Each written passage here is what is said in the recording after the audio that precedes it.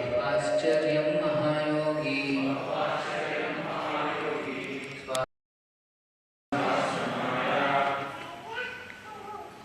Navartatam Swashramaya Navartatam Prekshayitva Bhuvolam Patnayevan Susamstayam Ascharya Mahayogi.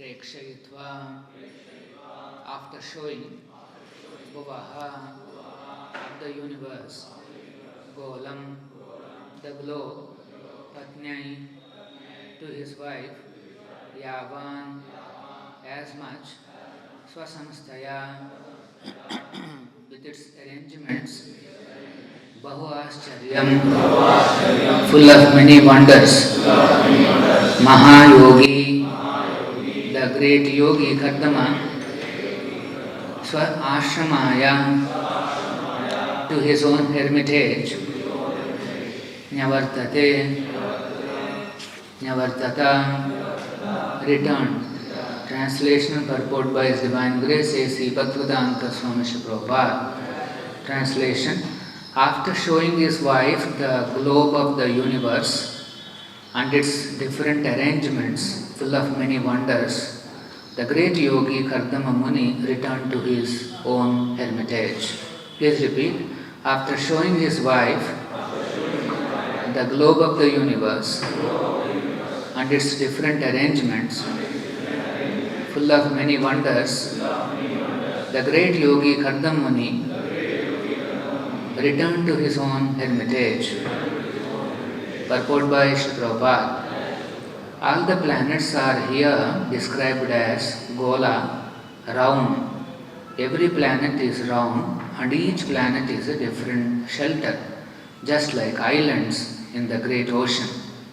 Planets are sometimes called Dvipa or Varsha.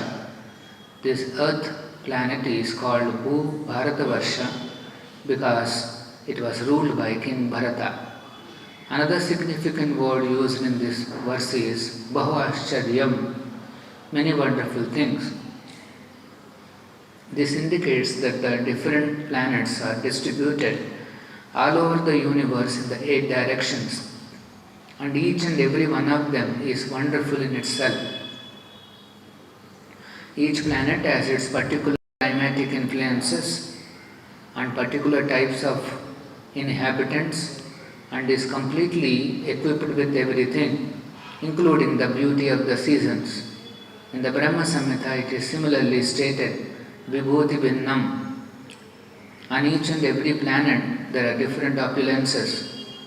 It cannot be expected that one planet is exactly like another. By God's grace, by nature's law, each and every planet is made accordingly, made differently, and has different wonderful features.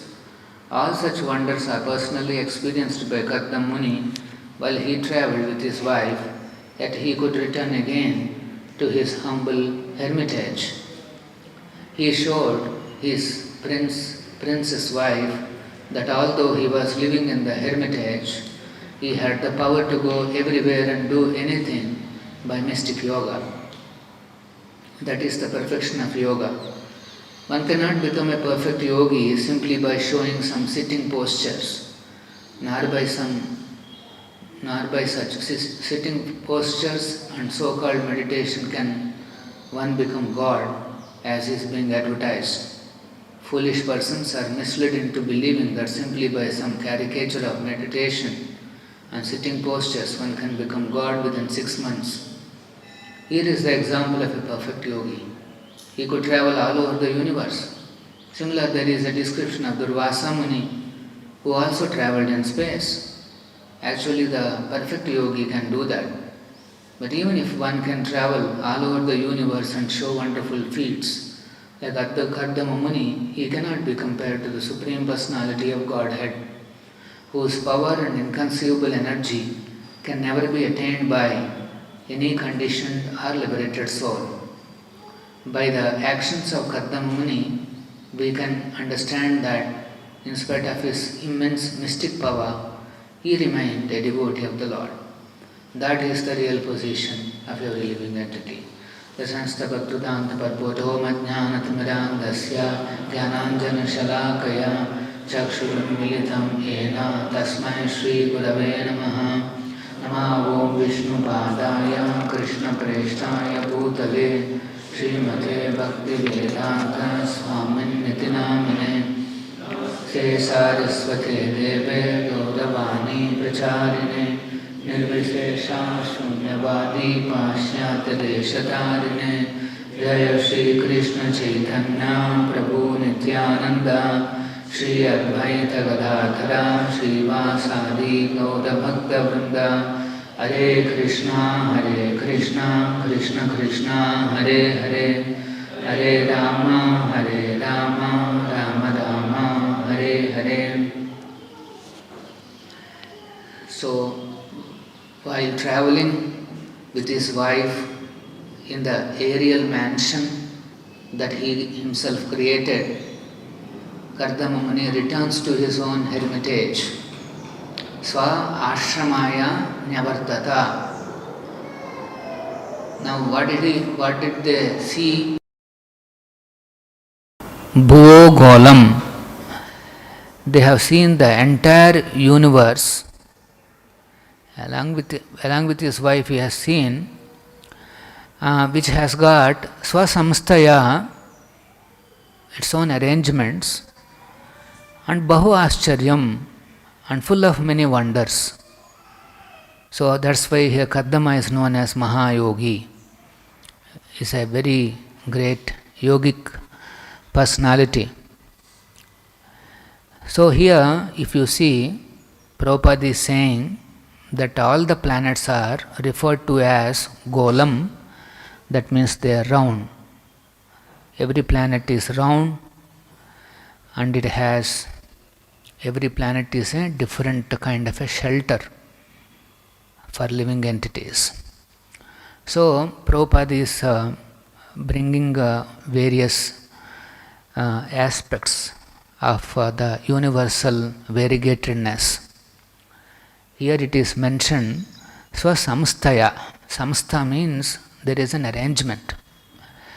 Each and every planet already has a complete arrangement of its own variety and its own wonders. Bahu Ascharyam.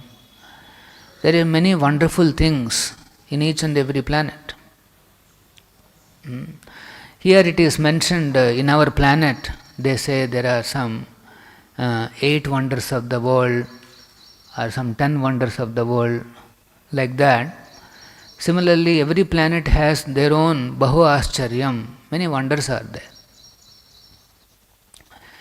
So, Samstaya means complete, there is a different arrangement is there, already some arrangement is there. Arrangement means somebody would have made that arrangement. So, in each and every planet, there are already living entities. They are living in those shelters.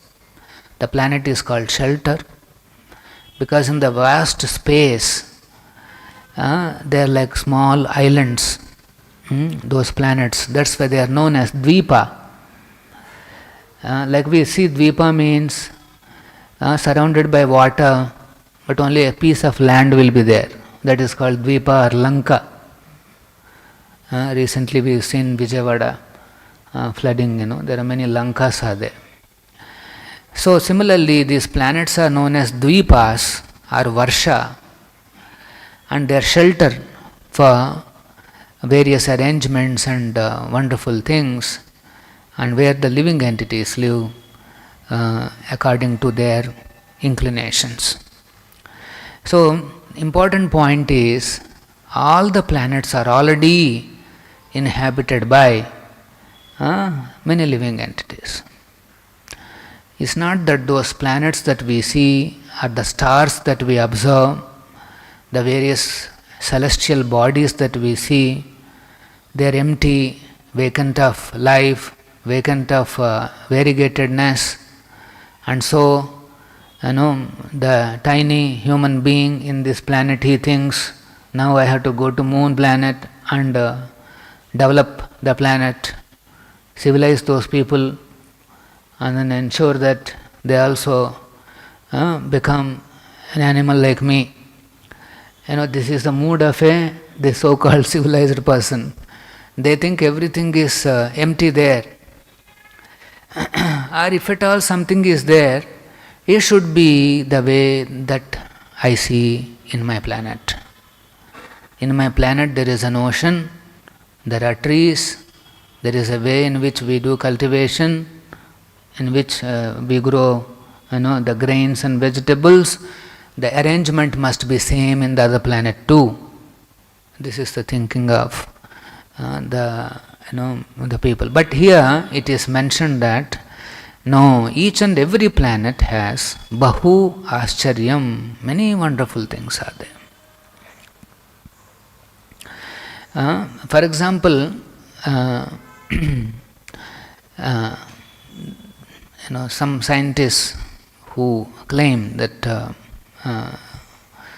they have gone to moon planet, even in the moon they say the gravitation is not exactly the same. They say it is like 1/6 or something. So gravitation is not equal to the kind of gravitation that we see in this planet. So that means obviously many things will be different there. If the gravitation is different, then many other arrangements also will be different. So this diversity is inconceivable for the scientists. They cannot appreciate this diversity. The scientific advancement or technological advancement means uniformity should be there. I release one product, billions of people should take it up, and that's it. For everybody there is only one solution. For everybody there is only one gadget. For everybody there is only one. This is the kind of thinking of people. I remember when we were children, our town is on the banks of a river. So we used to get the water, the river water, very nice. We all there is water available throughout the year. There is no problem with the water. Only in the city sometimes we see. And then when I go to my friend's house, those days considered to be very far away, probably 1 or 2 kilometers. Then when we go there, in their backyard, a lot of trees. I still remember that picture. And in one corner they have one well. And in the well, you can take the water just like that. It is full. The well is full of water. Even now, I think some villages will have this experience. And then when you take that water and drink like that, it is like sweet coconut water. So I used to go very often to his house just to drink, that water like that. Very sweet water. Although we drink nice river water, Just in 2-3 kilometers you have a different kind of a water. Kosh mein badli pani. There is some proverb is there in north. Every kosha, that means every 2-3 kilometers, pani badle means it will change. That I have experienced. That is the type of diversity we have seen. Particularly in these villages, and where you have a big river, diversity is very big. You see a lot of arrangements. Water is there, trees are there. In fact, nearby there is one nursery village, in the sense they grow a lot of trees. And most of the people take this grown, little grown plants from that village, because it's on the bank of a river. They nicely grow all the. For example, if you want, you can get a 3-year-old a coconut plant, and straight away implant here, and then it continues its journey. So it's like that. So we used to go to all these places and see all these diversities. Life means diversity, and diversity means enjoyment. Only happiness and enjoyment comes only by variegatedness, only by diversity. Actually, this variety is the mother of enjoyment. This is the proverb. And Krishna is very kind. He has created so much variety in this planet, in the next planet. So much of variety. You can't even imagine the kind of variety that is there in these planets. Like Prabhupada says, there is one planet called Siddhaloka, where the inhabitants are already perfect yogis. They are perfected in yoga. And at their will, they can just travel wherever they want. Here you have to prepare one big rocket and do a lot of experiments. And then, finally, you are somebody is supposed to reach the next planet and then do something. But here there is no such requirement. The inhabitants are so powerful that they can just travel in the space. The Prabhupada is saying the indication of a perfect yogi is that he should be able to travel in the space. Like Durvasa Muni, he also traveled in the space. And here we see Kardama Muni also traveled in the space. Actually, in our world, science and technology means what we have seen with our eyes or with our senses. The whole scientific advancement is limited to what we could perceive through our senses, and so they don't believe any other descriptions. But in this shloka, we can see Kardama Muni directly perceived. By his own eyes and by his own senses, he has seen such a diversity. Prekshayitva means, he has shown that variety to even his wife also. So here are a couple which have which has got a direct experience of all this Bahuascharya and Swasamstaya. They have their own arrangements and wonderful things. Of course, the transcendentalists, they don't consider these wonders as Bahuascharya. They don't consider. Like once Yamadharmaraj asks Yudhishthira Maharaj, what is the most wonderful thing in this world? He has not said Taj Mahal or some Minar or this and that. He is saying ahani hani bhutani gachanti Yamalayam. Every day we see millions are going to Yamalayam. That means they are dying. Sheshaha, the remaining people, that means whoever is remaining here, stavaram icchanti. They think we'll stay here permanently. Every day we are seeing millions are going to death. But the Sheshaha, the remaining people, what is that they are thinking? They are thinking that we are going to remain here permanently.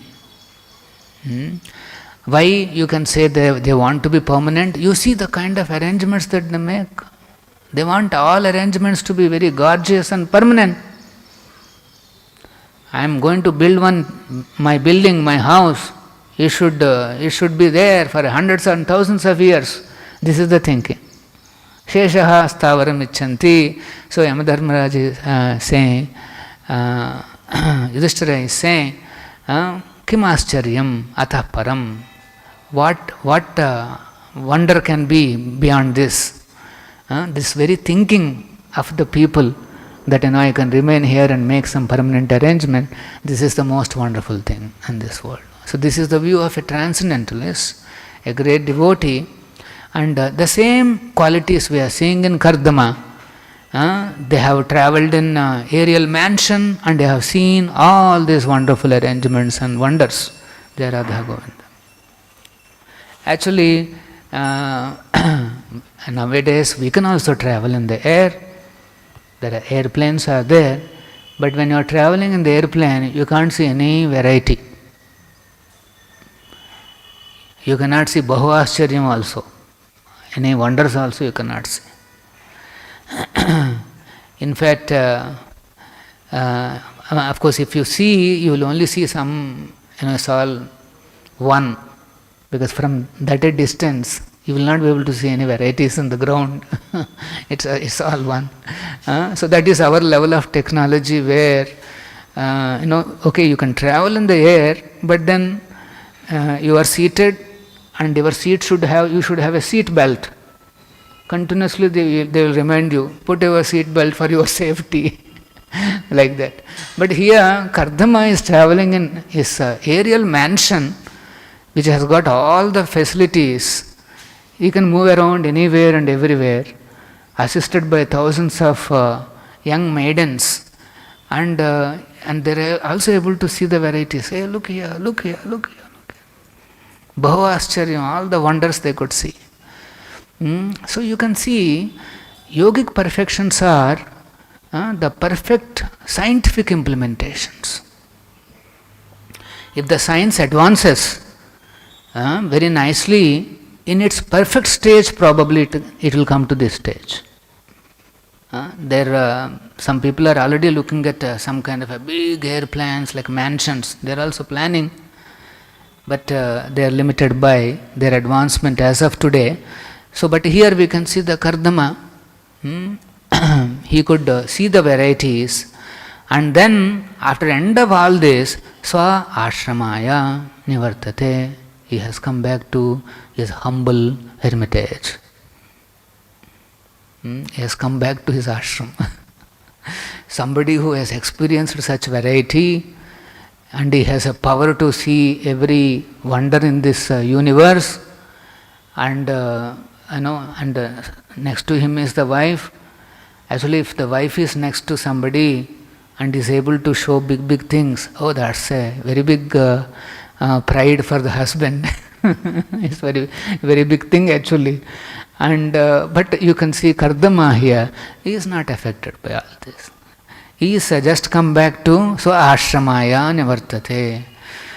Any material opulence which is there in this world cannot deviate the consciousness of a pure devotee by even a small inch. This is the meaning of a pure devotion. All these varieties that he experiences in this world could be very ascharya, bhavascharya. This is explained in Brahma Samhita, vividhadi, vibhuti bhinnam, kotishu. There are crores and crores of planets are there in this universe, and in each and every planet there is vibhuti bhinnam. Vibhuti means the opulences are differently distributed. Here you may see a salty ocean, but in some other planet you can find a ocean of milk. In some other thing you can find an ocean of sugar cane, and there is some curd, and there is liquor, wine. When people in this world who are very like drunkards, and when they hear this description, wow, there is a ocean of wine somewhere, and that too I can freely drink. There is no GST, there is no, nahi hai, he becomes attracted. Moment he sees these Vedic descriptions, he gets attracted. Like in Swargaloka, it is mentioned that they have this surapana. There is a drink that they can, any amount they can drink, and it doesn't intoxicate. It is a nice drink, and you can have any amount you want, and it doesn't intoxicate. And happily you can go on drinking. And then there are Nandana Kanana gardens. We have heard those names. So people who are attached to this material world, attached to the enjoying of this material world, they become fascinated by these descriptions, and very strongly they desire that what if I can go there. Using that desire, the Vedic literatures will say, yes, now you do this homa, now you do this chaturmasya, you do this jyotistoma, that kind of some sacrifices and rituals it will recommend. Inspired by his desire and those descriptions, this person becomes attached to these rituals, the Vedic rituals, and he thinks there is nothing beyond this. Vedavada Ratha means he thinks this is, I found the ultimate. Because you see, Vedas are saying this is you can become Amara. The Vedas say, if you drink that, you will become Amara, it says. Amara means he thinks I am going to become deathless. So that's why Krishna says, Pushpitam Vacha. They are simply flowery language. In demigods also, they are not going to be Amaras. They are also going to die in next 100 years. But those descriptions are Pushpitam Vacha. They are like flowery language and entices the jiva at least to obey an authority, Vedic authority. The whole goal of this Vedic system is that somehow the living entity, attracted by its own desires, obeys the Vedic authority. That means ultimately they start obeying the Supreme Personality of Godhead. So initially they may be worshipping some devatas, but gradually that soul gets elevated to higher standards of spiritual perfection. So here, but Kardama Muni, he is beyond all this. He understands that all these wonders and swasamstaya, these arrangements are, he could not disturb his mind, nor is he attached to any of these things. Not only he, even his wife, she is not attached. And they want to come back to hermitage, they came back. Wife is not saying, oh, this place looking very good, so let me settle here, and then you also come off with me, so let me settle here, and we can have a nice life here. She is not saying that. So wife must be like that, always supporting and assisting the husband in Krishna conscious activities, because a pure devotee, somebody who has advanced in Krishna consciousness, he sees that this variety all around me is simply a shadow variety. It has no existence. Existence is there, but it is temporary. According to Bhagavad Gita, something is called existing. Nasato vidhyato bhavo, na bhavo vidyate sataha. If you say something is existing, that means it should be enduring eternally. Then only you call it is existing. If it is not existing permanently, then it is Maya. asataha. So he sees that the variety all around me, this may be vibhuti, yes, it is also vibhuti of the Lord, Supreme Lord, this variety is also created by Him, but it is fleeting. Fleeting means continuously change. What is glorious today may not be glorious tomorrow because it has deteriorated, or sometimes it is destroyed, sometimes it is vanquished. This is the variety in this world. So, a pure devotee doesn't invest his consciousness on these temporary objects and vibhuti of this world. He is not interested. It may be very flashy, it may be the latest trend, it may be the most opulent manifestation in this world, but still he is not attracted by any of this. He understands that if this variety is so attractive, imagine what should be the attractiveness for the original variety in the spiritual world. Everything that we see here is simply a reflection of what is to be found in the spiritual world, and this variety is just a perverted reflection, not even proper reflection. So this is the mood of a pure devotee. So that's why devotees, instead of getting attracted to these varieties and variegatedness in this universe, they always think how this variety and variegatedness can be offered to Krishna. This is the thinking and contemplation of a devotee. If we want to escape from the attraction of this variety, if you want to escape from the attraction of this world, the only way you can do is how to see in this angle how I can use it for Krishna's service. Moment somebody sees disconnected from Krishna's service, then immediately Maya captures his attention. And in illusion, he thinks he can enjoy this object. So that's why a devotee has to thoroughly understand that this universal variegatedness is nothing but vibhuti bhinnam. It is simply Krishna's energy manifestation. As soon as we see that connection with Krishna, we are saved. And if we forget this connection with Krishna, we are immediately harassed by this Maya. Illusion will harass us. As long as when we are in illusion, we should not think that we are advanced and we can practice this pure vision. One should not attempt to practice the pure vision. What is that?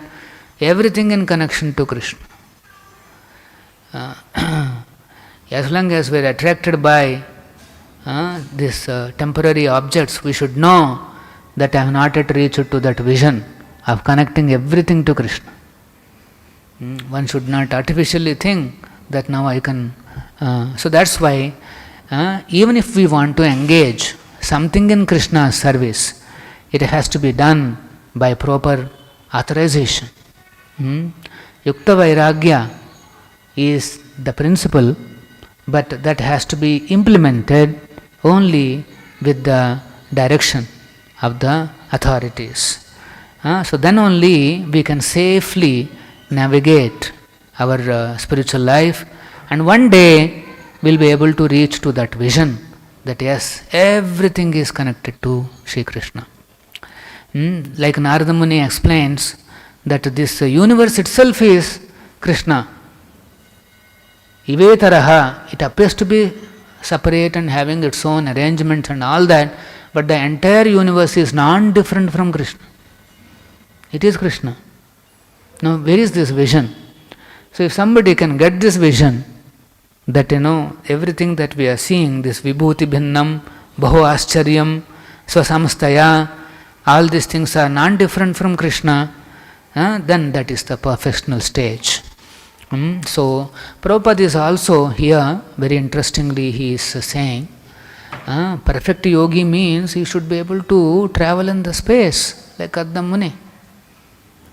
Yogi doesn't mean just a perfect yogi doesn't mean that you simply sit and do some sitting postures, asana, and then press your nose 100 times and then claim that you have become God. Prabhupada is saying that this is not the... Kardama Muni, after doing all this, he never claimed that I am God. He remained as a devotee. He came back to his ashrama to practice his spiritual life. This is the ultimate goal of each one of us, how to become a great devotee, how to become a pure devotee of Krishna. This is our goal. We should not be carried away by the wonderful things in this world or in the other world. One should be attached to becoming a great devotee of the Supreme Lord. That is the goal of life. Any questions? We'll stop here. Srila Prabhupada ki jai. Srimad Bhagavatam ki jai.